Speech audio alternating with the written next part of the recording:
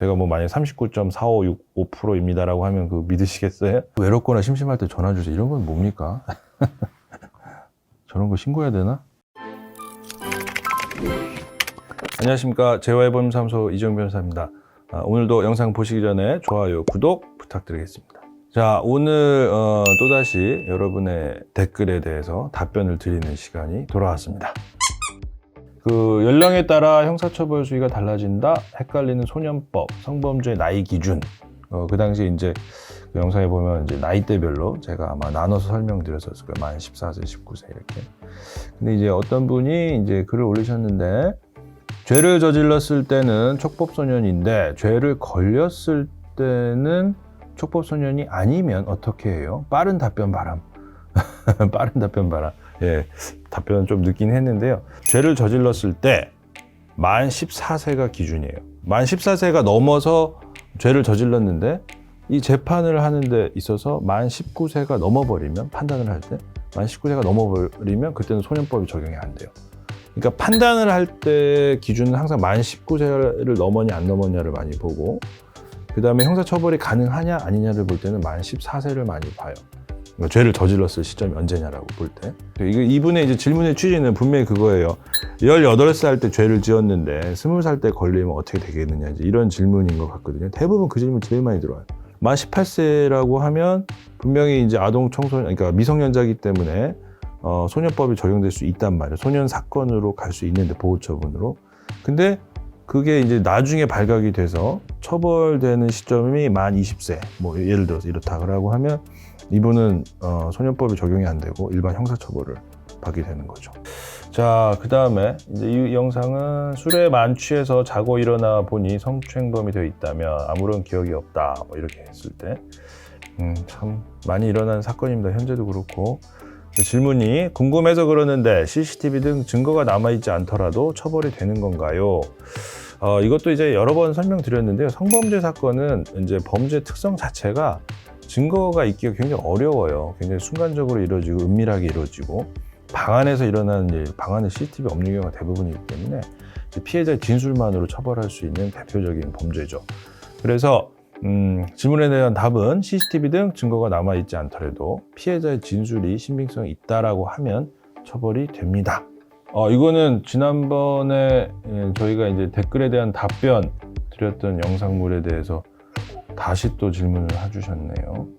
어제 웹하드에서 번역 망가 막 다운 받았는데 교복 나온 거 있으면 소지죄로 수사 대상인가요?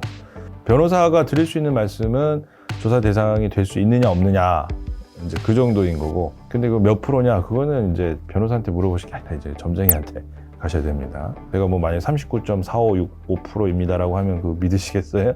조사 대상을 될 수 있냐 없냐, 그 정도는 답변 드릴 수 있어요. 대상은 될 수 있는데 가능성이 높지는 않다, 이렇게 보시면 될 것 같습니다. 민식이법 대 촉법소년, 말 그대로 창과 방패의 대결인데, 어린이 보호구역에서 이동수단을 타고 제한 속도를 넘긴 촉법소년이 아이를 쳐서 상해를 입히거나 사망에 이르게 했을 경우 처벌이 어떻게 되나요? 이게 어떻게 되느냐, 그러니까 이게 질문이 복잡한 것 같아도요, 결국에는 미성년자가 스쿨존에서 이렇게 잘못했을 때 처벌시는 어떻게 되느냐, 뭐 이런 질문이라고 보시면 될 것 같습니다. 그래서 원래 처벌돼야 되는 수준에서 분명히 낮춰질 수는 있죠. 소년법이 적용이 되면. 그리고 아예 이제 소년 사건을 처리가 되면 형사처벌이 아니라 보호처분으로 빠지기 때문에 이거는 뭐 비단 민식이법이어서 그런 게 아니고 모든 법에 대해서 범법행위는 다 똑같이 적용되는 거라고 보시면 될 것 같습니다. 이런 거 뭐죠? 외롭거나 심심할 때 전화 주세요. 이런 건 뭡니까? 저런 거 신고해야 되나? 이거 확실히 댓글 답변 드리면 거기에 다시 질문이 엄청 많이 나오네요. 요거는 실제 같네요. 최근 일하는 곳에서 직장 동료가 남자라고 합니다. 엉덩이를 계속 만집니다. 저도 남자입니다. 여러 번 불쾌하다는 의사를 표현했음에도 불구하고 같은 일이 반복되어 신고를 하고 싶은데 어떻게 해야 될까요? 동성간이라도 당연히 이 강제추행은 성립이 되죠. 질문하신 내용만 놓고 봤을 때는 상대방이 내 엉덩이를 만지는데 당연히 그거는 강제추행죄가 돼야겠죠.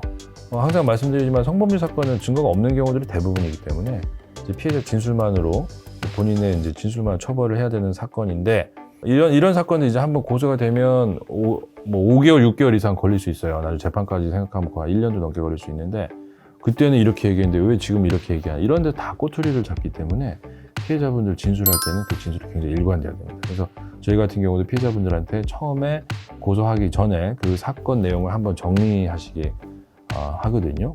이 피해자분들이 이 사건 자꾸 잊어먹고 싶은데 또 잊어먹으면 안 된다라는 강박관념에 빠질 수밖에 없어요. 일관성이 있어야 된다고 하니까 굉장히 스트레스죠. 빨리 잊어먹고 싶은 사건들인데. 그러니까 그거를 너무 스트레스 받지 말고 정리를 한번 처음에 잘 해놓으시면 나중에 그러니까 크게 부담 안 갖고 계시다가 잊어먹을 만하면 이제 연락 오거든요. 잊어먹을 만하면 연락 오고 계속 이래요. 몇 개월 동안. 그러니까는 그때 이제 다시 가서 진술해야 되는 상황이 발생하면 그 당시에 이제 진술했던 부분 정리하는 게 있으니까 그걸 꺼내서 이제 보고 이렇게 하면 피해자 진술의 일관성 요건은 충족할 수 있죠. 그래서 이 사건 같은 경우도 피해자 진술만 좀 일관되고 최대한 구체적으로 나오면 제가 봤을 때는 뭐 처벌될 수 있는 사건으로 판단이 됩니다. 네, 오늘도 이제 지난번에 이어서 그 사이에 올라왔던 댓글 좀 살펴보고 거기에 답변을 좀 드렸는데 역시 이제 또 시간의 한계라든 이런 부분 때문에 답변을 다 충족 못 시켜드린 부분도 있을 수 있어요. 그래서 오늘 보니까는 이제 답변을 드리니까 더 질문이 많이 나오시는 것 같아요. 그래서 오늘 영상도 아마 또 추가적인 질문들이 많이 올라올 수 있는데 제가 하여튼 할 수 있는 한에서는 최대한 답변을 다 드릴 테니까 궁금하신 건 언제든지 바로바로 올려주시면 한번 영상을 만들도록 하겠습니다. 네, 오늘 얘기는 여기까지입니다. 감사합니다.